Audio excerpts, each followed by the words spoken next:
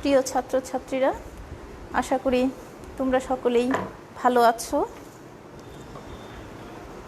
Online প্রোগ্রামের নিয়মিত আয়োজনে আজকে আবার আমরা তোমাদের সাথে মিলিত হয়েছি।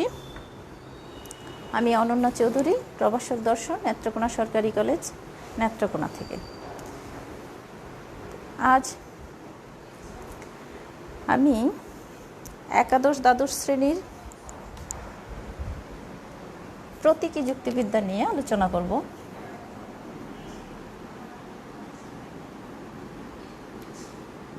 প্রতীকী যুক্তিবিদ্যা, এটা যুক্তিবিদ্যা প্রথম পত্রের 8ম অধ্যায়। আমি এর আগে একটি ক্লাস নিয়েছিলাম প্রতীকী যুক্তিবিদ্যার উপর, তারপর অন্যদের চাহিদা অনুযায়ী অন্য কিছু ক্লাস নিলাম। তো যা হোক, আমরা আবার আমাদের পাঠে ফিরে আসি। আমরা প্রতীক কাকে বলে, প্রতীকগুলির নাম, প্রতীকগুলির সাথে পরিচিতি হয়েছিল আমাদের। আমরা এগুলি আগে জেনেছিলাম। আমরা কয়টা প্রতীক ব্যবহার করব আবার আমি একটু মনে করিয়ে দিচ্ছি। ডট, এমপ্লাইজ, ভেল, ইকুইভ, নেগেশন, এদের সাথে আমাদের আগে পরিচয় হয়েছিল। এখন এদের সত্য মান নির্ণয় করব। এরা কিভাবে কাজ করে, কিভাবে মান নির্ণয় করে। আমরা জানি বাংলা বাক্যে যদি এবং, ও, আর এ জাতীয় শব্দ থাকে, অর্থাৎ দুটি সরল বাক্যকে এবং, ও, আর ইত্যাদি শব্দ দ্বারা যৌগিক বাক্যে রূপান্তর করা হয়, তখন সে বাক্যটিকে সংযোগী যুক্তিবাক্য বলে এবং, ও, আর এর জন্যে ডট চিহ্ন ব্যবহার করা হয়। এটা আমরা আগে দেখেছিলাম, তারপরও আমি আবার দেখাচ্ছি।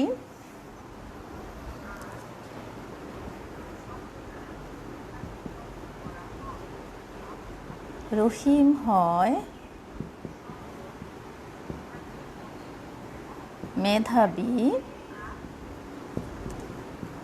রহিম হয়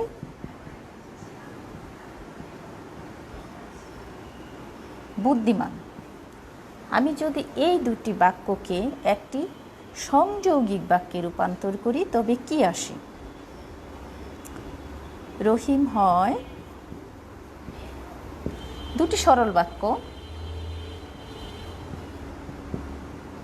মেধাবী ও বুদ্ধিমান।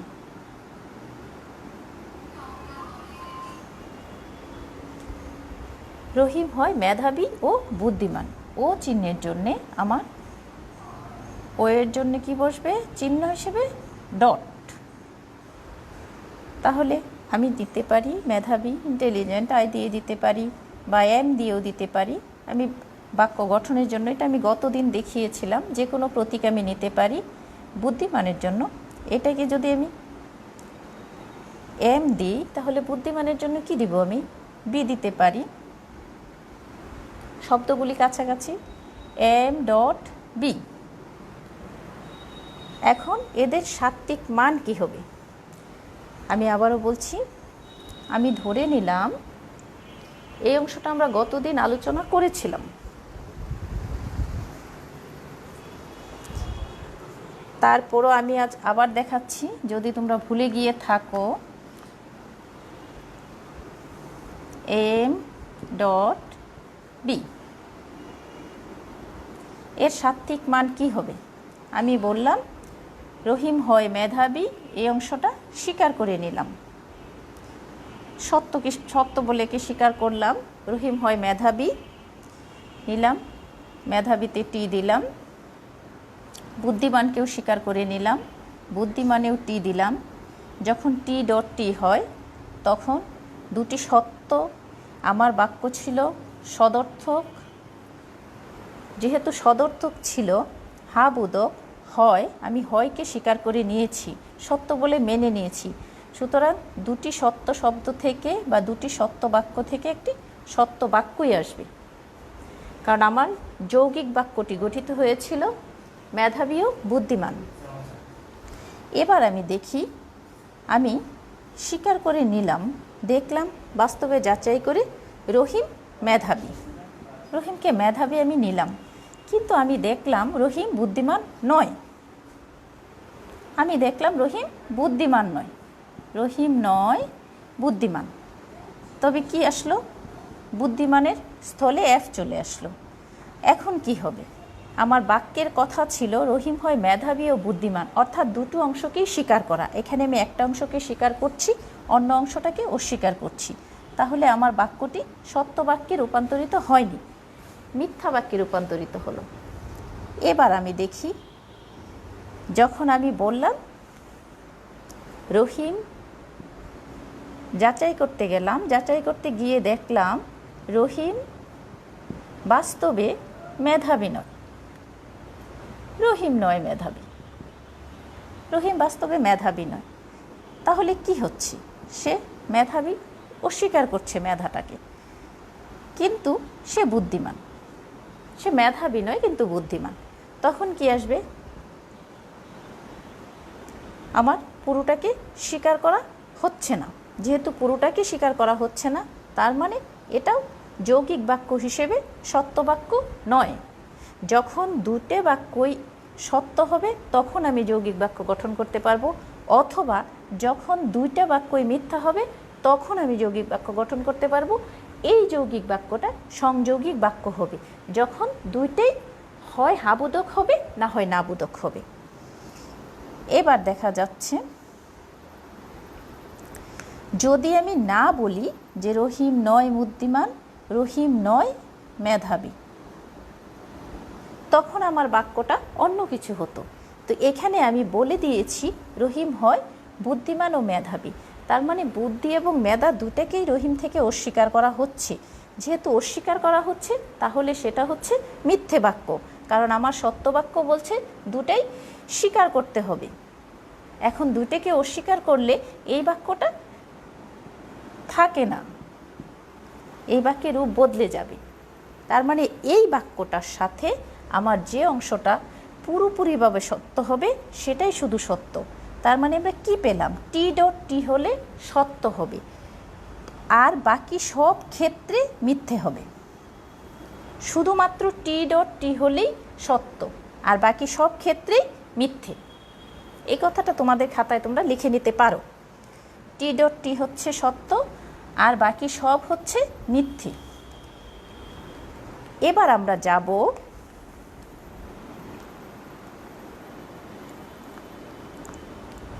ডট। যদি আমি ডট গতদিন দেখিয়েছিলাম, তারপরও আজ আবার দেখালাম। এখন আমি যাব ইমপ্লাইজ নিয়মে। কি বলছে? যদি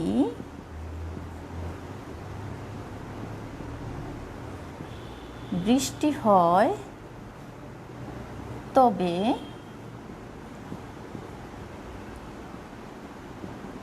আকাশ হয় মেঘলা। আমি জানি, আমি আগেও এটা আলোচনা করেছি যে এটা হচ্ছে প্রাকল্পিক যুক্তি বাক্য। প্রাকল্পিক যুক্তি বাক্যে উদ্দেশ্যকে স্বীকার করলে বিধেয়কে স্বীকার করা যায়, আবার বিধেয়কে অস্বীকার করলে উদ্দেশ্যকে অস্বীকার করা যায়। এই হচ্ছে প্রাকল্পিক যুক্তিবাক্যের দুটি নিয়ম। বিপরীত হলে সে ঠিকঠাক ফল দিতে পারে না। এবার আমরা দেখি, যদি বৃষ্টি হয়, বৃষ্টি হয় আমরা নিয়ে নিলাম, নিতে পারি বি, যে কোনো কিছু তোমরা নিতে পারো, আর নিতে পারো, এস নিতে পারো, কিন্তু আমি বি এবং এ নিলাম যদি তবের জন্য একটা ইমপ্লাইড চিহ্ন। এখন কখন সে সত্য হবে আর কখন সে মিথ্যে হবে এটা আমার দেখার বিষয়। বি ইমপ্লাইজ এ।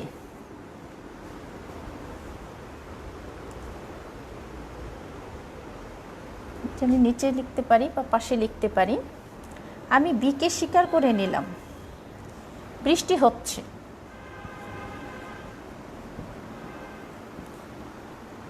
বৃষ্টি হচ্ছে। যদি বৃষ্টি হতে থাকে তবে অবশ্যই আকাশে মেঘ থাকবে। বৃষ্টি হচ্ছে, আকাশ মেঘলা।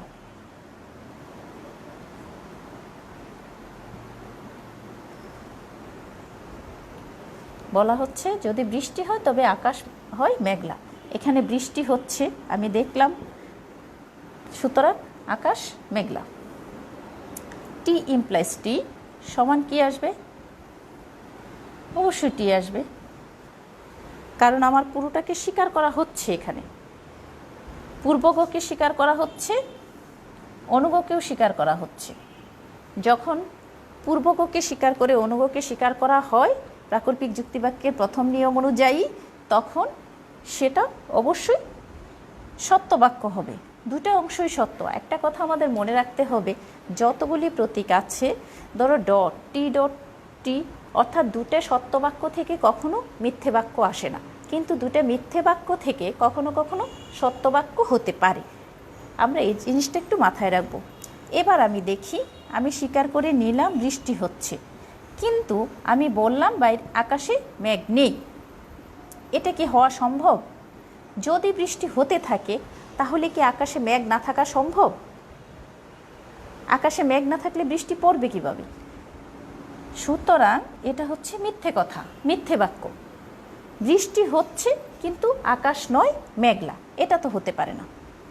আমি আকাশ হয় মেঘলা তো রাখতে পারি, কিন্তু আকাশ নয় মেঘলা কি করে বলতে পারি?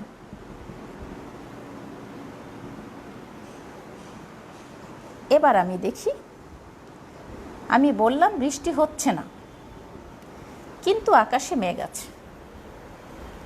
আমি বললাম বৃষ্টি হচ্ছে না, তা আকাশ মেঘলা। হতেই পারে বৃষ্টি হচ্ছে না কিন্তু আকাশে মেঘ আছে, এই ঘটনা হতেই পারে। তাহলে কি হবে? যেহেতু এটা হওয়া সম্ভব, বাস্তবে অনুরূপ ঘটনা ঘটা সম্ভব, বৃষ্টি না হলেও আকাশে মেঘ থাকতে পারে, সুতরাং এটি একটি সত্য বাক্য। এবার দেখি আমি,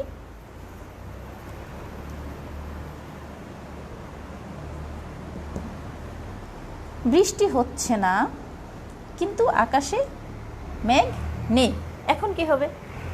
বৃষ্টি হচ্ছে না, আকাশেও মেঘ নেই।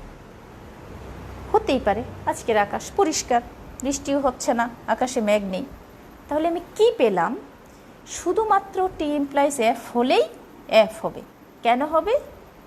প্রাকল্পিক যুক্তিবাক্যের নিয়ম অনুযায়ী আমি প্রথম নিয়মটাকে যদি স্বীকার করি পূর্বগকে, তাহলে অনুগকে স্বীকার করতে হবে। আর নিয়মগুলি এমনভাবে গঠিত যে সে আকারগত এবং বস্তুগত উভয়ভাবেই সত্য ফল দিবে। নিয়ম যদি রক্ষিত হয় তাহলে সে অবশ্যই বস্তুগতভাবে সত্য কিছু পাওয়া যাবে, সেখানে অসত্য কিছু আসবে না। তো যা হোক, আমি কি পেলাম? শুধুমাত্র টি ইমপ্লাইজ এফ হলেই এফ, আর বাকি সব ক্ষেত্রেই টি। টি ইমপ্লাইজ টি হলেও টি হবে, এফ ইমপ্লাইজ টি হলেও টি হবে, এবং এফ ইমপ্লাইজ এফ হলেও টি হবে। আমি গত দিনের ক্লাসের পরে কিন্তু আজ ক্লাস নিচ্ছি। এফতে ফলস, টিতে ট্রু, এটা আমাদের মনে রাখতে হবে। সত্য মিথ্যা, আমরা শুধু সত্য মিথ্যাটাই নির্ণয় করব। বাংলা বাক্যের সাথে মিলিয়ে আমরা সাংকেতিক চিহ্ন ব্যবহার করে তার সাত্ত্বিক মান নির্ণয় করব।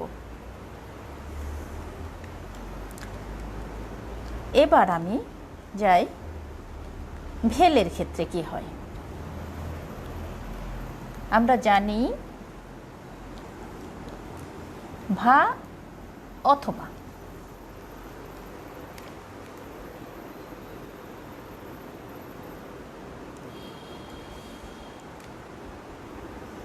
নাফিজ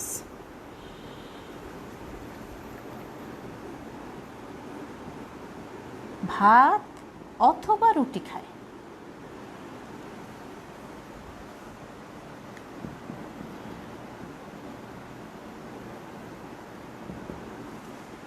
নাফিস ভাত অথবা রুটি খায়। আমি যদি এটাকে দুটি বাক্য বানাই তাহলে হবে নাফিস ভাত খায়, আবার নাফিস রুটি খায়। মাঝে আমি কি দিয়ে যুক্ত করলাম? অথবা দিয়ে। এমন হবে নাফিস ভাত খায়, নাফিস, আমি সংক্ষিপ্তই লিখতে চাচ্ছিলাম, রুটি খায়। এই দুটি সরল বাক্যকে আমি যুক্ত করলাম কি দিয়ে? অথবা দিয়ে। কি দিয়ে যুক্ত করলাম? অথবা দিয়ে। নাফিস ভাত অথবা রুটি খায়।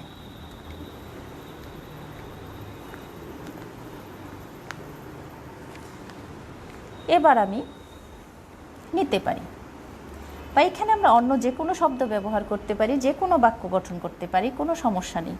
আমি ভাতকে বিএইচ দিতে পারি, রাইসও দিতে পারি, সমস্যা নেই। রুটিকে আর দিয়ে রুটি, কারণ দুটো আর হলে আমাদের দেখতে একটু অড লাগবে, এই জন্য আমি একটু চেঞ্জ করে দিলাম। বা ভি দিয়েও আমি ভাত লিখতে পারি সংক্ষিপ্ত করার জন্যে, অথবার জন্য একটা ভেল চিহ্ন দিলাম। তো কি আসলো? নাফিস, আমি দেখলাম নাফিস খেতে বসে সে ভাতও খেলো রুটিও খেলো। BH ভেল আর। আমি দেখলাম সে ভাত খাচ্ছে, তার মানে সত্য। দেখলাম সে রুটিও খাচ্ছে, তার মানে এটাও সত্য। তাহলে কি আসবে? দুটি সত্য বাক্য থেকে তো অবশ্যই একটা সত্য বাক্য আসবে। এবার আমি দেখি সে ভাত খাচ্ছে কিন্তু রুটি খাচ্ছে না, তখন কি হবে? যদি ভাতের ক্ষেত্রে সত্য হয়, রুটি খাচ্ছে না, আমার বাক্যটা কি ছিল? সে ভাত অথবা রুটি খায়, দুইটার যে কোনো একটা খেলেই হচ্ছে, মানে সেটা সত্য হবে। যেহেতু সে ভাত খাচ্ছে, তার মানে বাক্য তো সত্য, অস্বীকার করার সুযোগ নেই। কি হচ্ছে? টি। এবার দেখি সে ভাত খাচ্ছে না কিন্তু সে রুটি খাচ্ছে। আগের মতোই সেম, আমি দেখলাম যে সে কোনো একটাকে স্বীকার করে নিচ্ছে।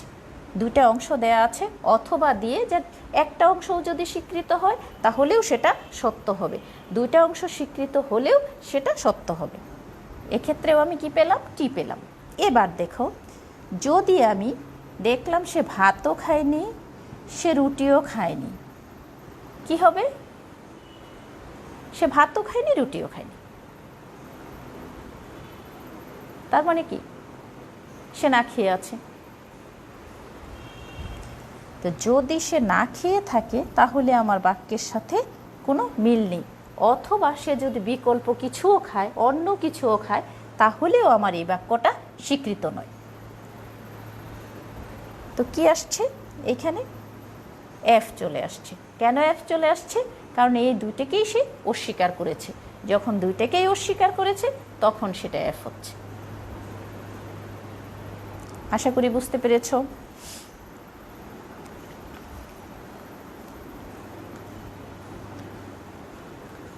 এবার ইকুইভ। তুমি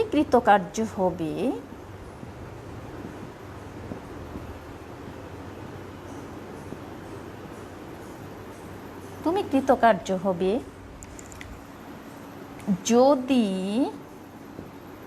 এবং কেবল যদি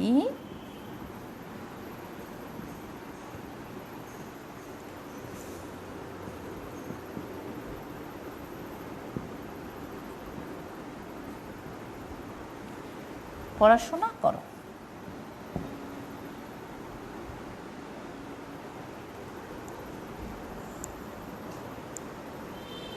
কি আসলো? যদি এবং কেবল যদি পড়াশোনা করে।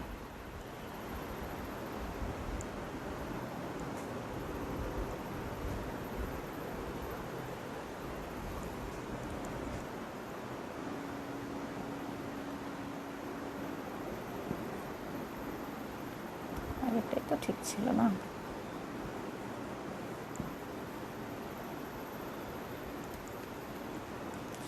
দেখতে অড লাগছে কেন?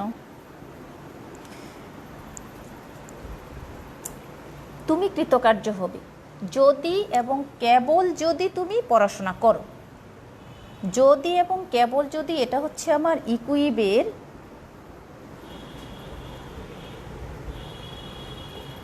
বাংলা রূপ। এই বাংলা শব্দর জন্যে বা এই বাংলা অংশের জন্যে আমি ইকুইভ চিহ্নটা ব্যবহার করি বা প্রতীকী যুক্তিবিদগণ সেটা ব্যবহার করেছেন। যদি এবং কেবল যদি শুধু এর উপরই নির্ভর করে, এর উপরেই শুধু নির্ভর করবে, তুমি কৃতকার্য তখনই হতে পারবে যখন তুমি পড়াশোনা করবে। পড়াশোনা যদি তুমি না করো তাহলে তোমার দ্বারা কৃতকার্য হওয়া সম্ভব না। কৃতকার্য হতে গেলে তোমাকে অবশ্যই পড়াশোনা করতে হবে।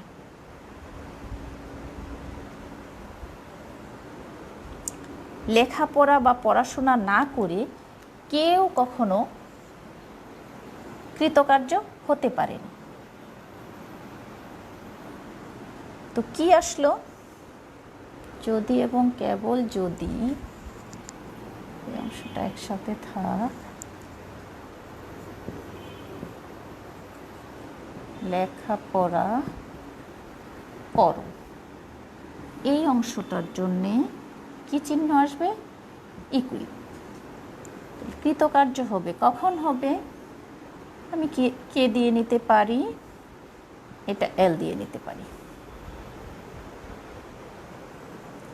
কি আসলো? আমরা দেখব কে ইকুইভ এল। এবার আমাদের মান নির্ণয় করার পালা। আমি দেখলাম কোনো ছাত্র পরীক্ষায় কৃতকার্য হলো, স্বীকার করে নিলাম সত্য, সে লেখাপড়া করেছে। যেহেতু সে পরীক্ষায় কৃতকার্য হয়েছে এবং খোঁজ নিয়ে জানা গেল সে যথেষ্ট সময় লেখাপড়া করেছে, তার মানে এটা হচ্ছে সত্যবাক্য। এবার আমি দেখি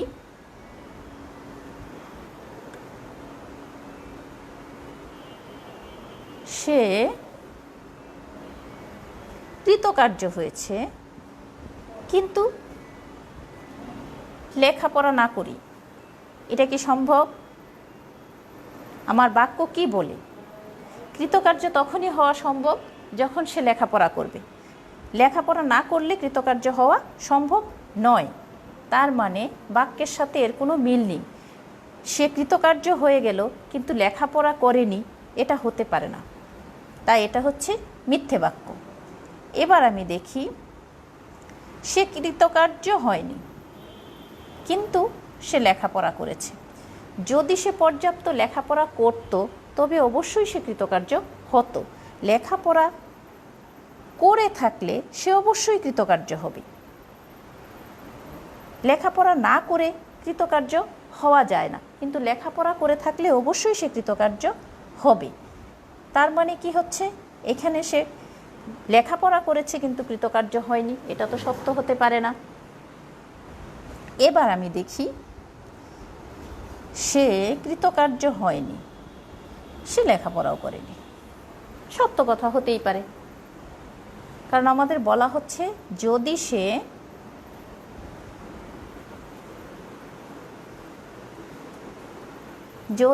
সে কৃতকার্য হয় তবে অবশ্যই সে লেখাপড়া করবে। লেখাপড়া না করে কৃতকার্য হওয়া সম্ভব নয়। তাহলে এখানে কি আসলো? দুই। যদি ইকুইভের উভয় পাশে অর্থাৎ দুটি যদি একই চিহ্ন বসে তাহলে সে সত্য হয়। টি ইকুইভ টি হলেও সত্য, এফ ইকুইভ এফ হলেও সত্য, বাকি ক্ষেত্রে মিথ্যে। এটা আমাদের মনে রাখতে হবে। অর্থাৎ একই রকম হলে সে সত্য, দুই রকম হলে সে মিথ্যে। ভেলের ক্ষেত্রে কি ছিল? শুধু এফ বেল এফ হলেই মিথ্যে আর বাকি সব ক্ষেত্রে সত্য। তো ইকুইভ চলে গেল।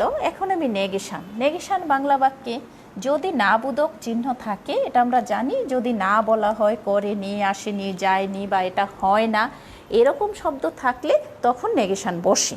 এখন নেগেশনে কি হয়? যখন তুমি কোনো কিছু স্বীকার করলে, গতদিনের ক্লাসে আমি বলেছিলাম যে তুমি গতকাল কলেজে আসোনি, যখন সে না করলো আসোনি, তখন মানে কি? নি হচ্ছে এসেছো, না আসোনি, আমি না বলে দিলাম, তার মানে এটা হচ্ছে না, সে আসেনি। যখন নেগেশন টি হচ্ছে তখন সেটা হবে এফ। যখন নেগেশন এফ হচ্ছে অর্থাৎ নাকে অস্বীকার করা হচ্ছে তখন সেটা হচ্ছে টি। হাকে অস্বীকার করলে সে এফ হচ্ছে, আর নাকে অস্বীকার করলে সে টি হচ্ছে। নাকে যদি অস্বীকার করা হচ্ছে তবে সে সত্য হয়ে যাচ্ছে, আর হাকে যদি অস্বীকার করা হচ্ছে তবে সে মিথ্যে হয়ে যাচ্ছে।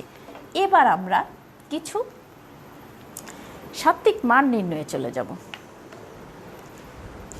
সাত্ত্বিক মান নির্ণয় বা সত্য মান নির্ণয় যাই বলি না কেন আমরা, আমাদের বইয়ে যা আছে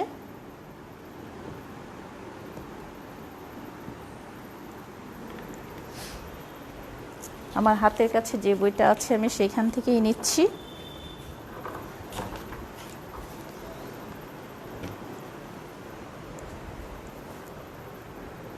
এ ও বি সত্য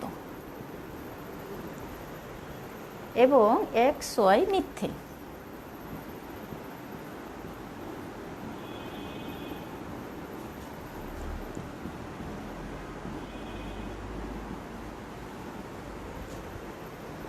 হলে নিচের বাক্যগুলোর সত্য মান নির্ণয় করো। হলে নিচের বাক্যগুলো বা তোমার বইয়ে লেখা থাকতে পারে নিচের যৌগিক বচনের সত্য মান নির্ণয় করো বা সাত্ত্বিক মান নির্ণয় করো, এমন যা কিছু থাকতে পারে। তখন আমরা কি করব?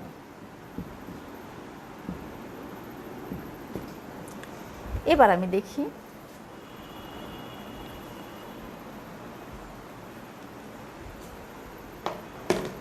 এখানে দেয়া আছে a dot b, a dot b তোমরা ঠিকঠাক দেখতে পাচ্ছ হয়তো, ভেল x dot y, x dot y কী আসবে? আমাকে বলে দেওয়া হয়েছে এ বি সত্য, তো কি হতে পারে? আমি এ সমান টি, বি সমান টি, এক্স সমান এফ, ওয়াই সমান এফ এরকম করে লিখতে পারি, অথবা আমি এরকমও লিখতে পারি এ বি সমান টি, বা যা লেখা আছে এ বি সমান সত্য এরকমও লিখতে পারি এক্স ওয়াই সমান এফ। এখন আমি মান বসিয়ে দিই, দিয়ে আমি আগে যে আমরা নিয়মগুলি দেখলাম সেই নিয়ম অনুযায়ী কাজ করে যাই। এ বি এর মান টি দেওয়া আছে, এ সমান টি ডট বি সমান টি। ভেল কি দেওয়া আছে? এক্স সমান এফ ডট ওয়াই সমান এফ। এক্স ওয়াই যেহেতু এফ বলেছে, এবার কি হতে পারে আমরা জানি টি ডট টি মানে টি, ভেল এফ ডট এফ মানে আমরা আবার সূত্রে চলে গেলাম, এফ ডট এফ মানে হচ্ছে এফ। এবার দেখি টি ভেল এফ মানে কি? আমরা জানি ভেলের ক্ষেত্রে শুধুমাত্র এফ ভেল এফ হলেই এফ হবে, বাকি সব ক্ষেত্রে টি হবে, তার মানে এর সাত্ত্বিক মান হচ্ছে সত্য। সুতরাং কি হবে? সুতরাং বাক্যটি সত্য। সুতরাং বাক্যটি সত্য।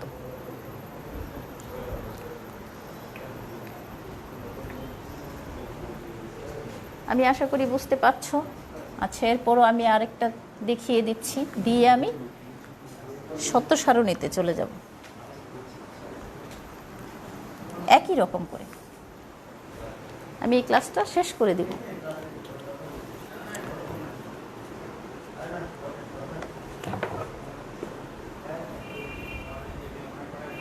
এ dot x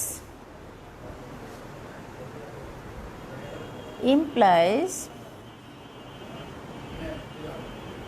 b vel y, b vel y।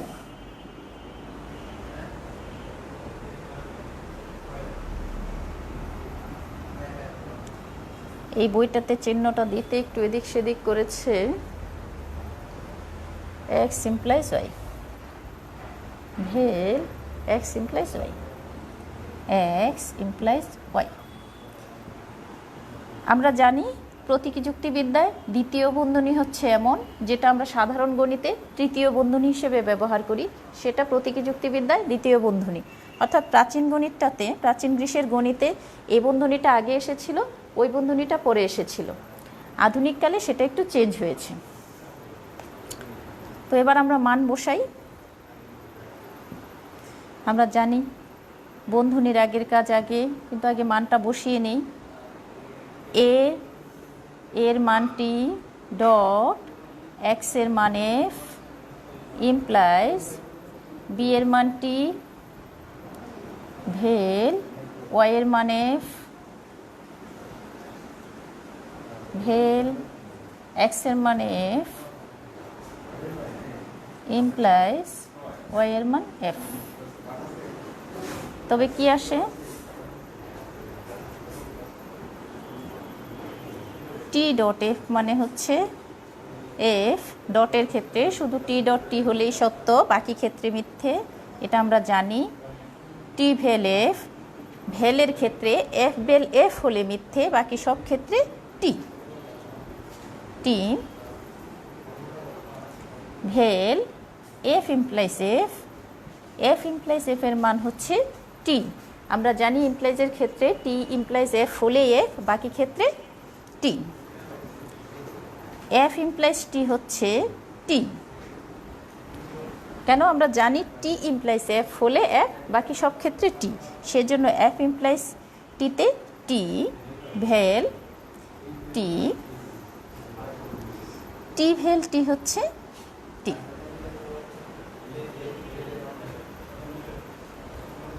তো আমরা কি দেখলাম?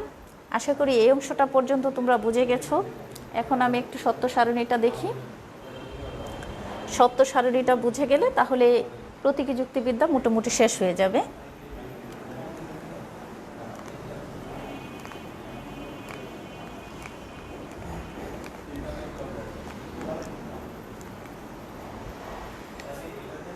সত্য সারণী,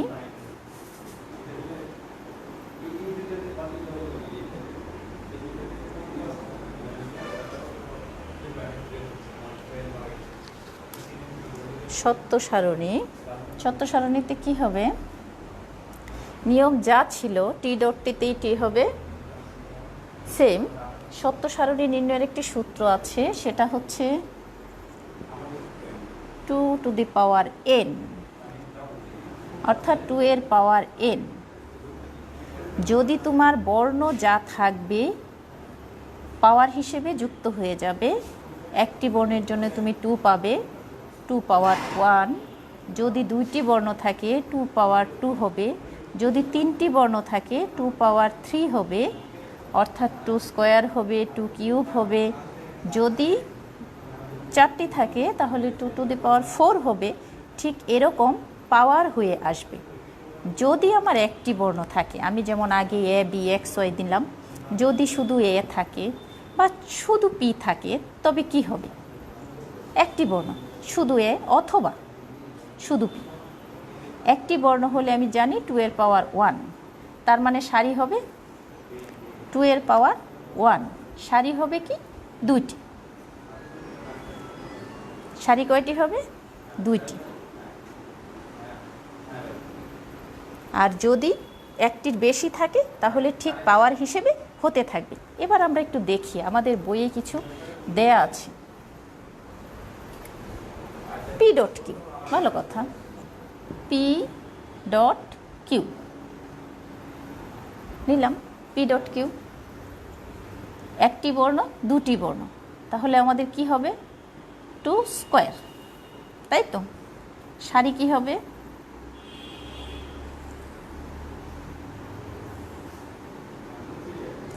আমি এখানে পি লিখব।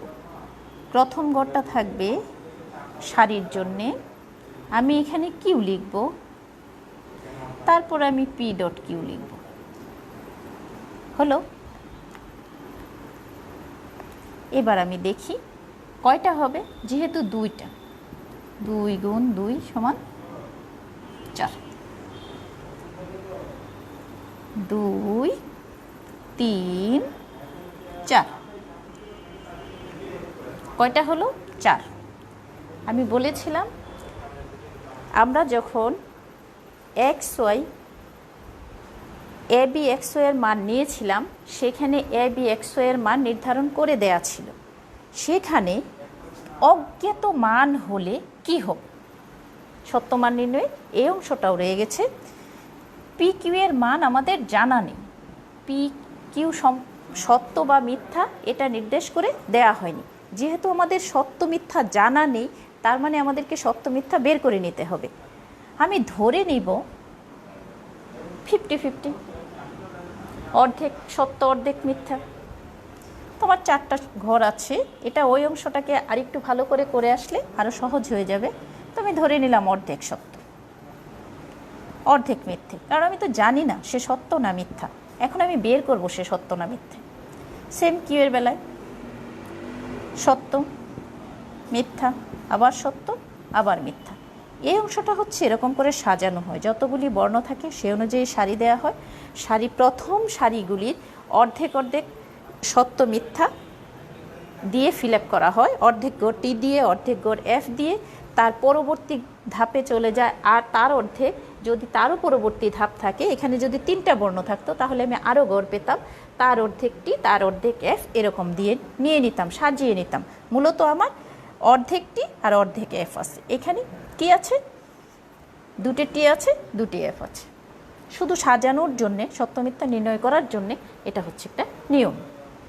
এবার আমি কি নিলাম? এখানে ডট। আমি কি জানি? আমি জানি ডটের ক্ষেত্রে টি ডট টি হলে সত্য হবে, আর বাকি ক্ষেত্রে মিথ্যে হবে। এখানে কি আসছে? আমি পি ডট কিউ, আমার প্রথম সারি পি এর, দ্বিতীয় সারি হচ্ছে কিউ এর। টি ডট টি, তাহলে কি হবে? টি হবে। এবার আমি দেখছি পি সত্য কিউ মিথ্যে, টি ডট এফ, তাহলে কি হবে? এফ হবে। নিয়ম কি বলেছিল? আবার দেখছি এফ ডট টি, তাহলে কি হবে? এফ হবে। আবার আমি পেলাম এফ ডট এফ, কী হবে? এফ হবে। কেন হবে? আমি জানি যে শুধুমাত্র টি ডট টি হলেই টি হয়, বাকি সব ক্ষেত্রে এফ হয়।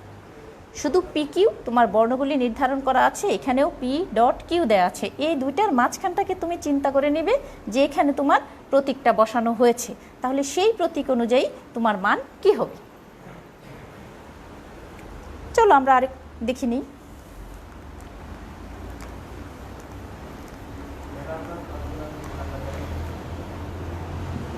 পি ইমপ্লাইজ কিউ, সেম আগের মতোই, আমরা জানি না এর সত্য মান কি।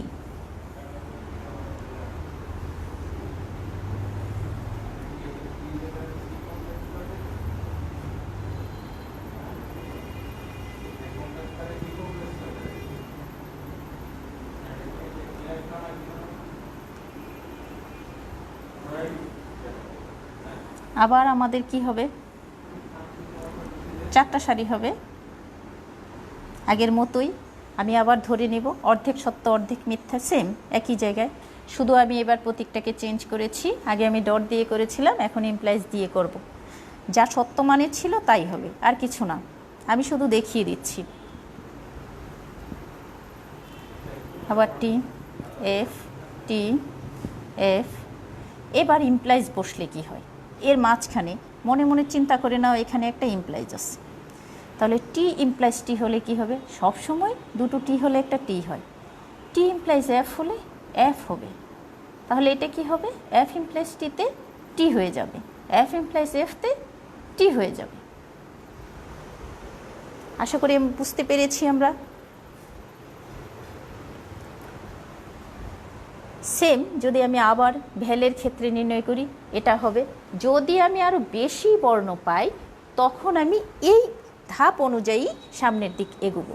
তবে তোমাদের পরীক্ষায় সাধারণত এই পি কিউ 2টে বর্ণই থাকে, এর থেকে বেশি থাকে না। তো আমি আবার নিতে পারি পি ভ্যাল কিউ হলে কি হবে? আগের মতোই হবে। তোমাদের যদি কোথাও সমস্যা থাকে তোমরা জানাতে পারো। পি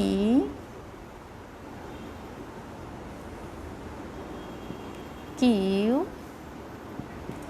পি ভেল কিউ। আবার আগের মতোই হবে, অর্ধেক টি অর্ধেক এফ, আবার আগের মতোই টি এফ টি এফ। এখন এখানে আমার মানসিকভাবে, আমরা জানি যুক্তিবিদ্যা হচ্ছে জানা সত্য থেকে অজানা সত্যে পৌঁছানো, যেটা অনুমান, সেটা কিভাবে পৌঁছাই আমরা? মানসিকভাবে। এবার আমরা ধরে নিব এখানে একটা ভেল আছে। মানসিকভাবে চিন্তা করলাম, দেখো কি হবে, টি ভেল টি কি হতে পারে? টি হতে পারে। টি ভেল এফ কি হবে? টি হবে, কারণ আমি জানি অথবা বৈকল্পিক শব্দের ক্ষেত্রে উভয় পাশে যদি এফ হয় তবে সেটা এফ হবে, বাকি সব ক্ষেত্রে টি হবে। তো এফ বেল টিতে টি হবে, এফ বেল এফে এফ হবে, কারণ আমার নিয়ম তাই বলছে। আশা করি তোমরা বুঝতে পেরেছ।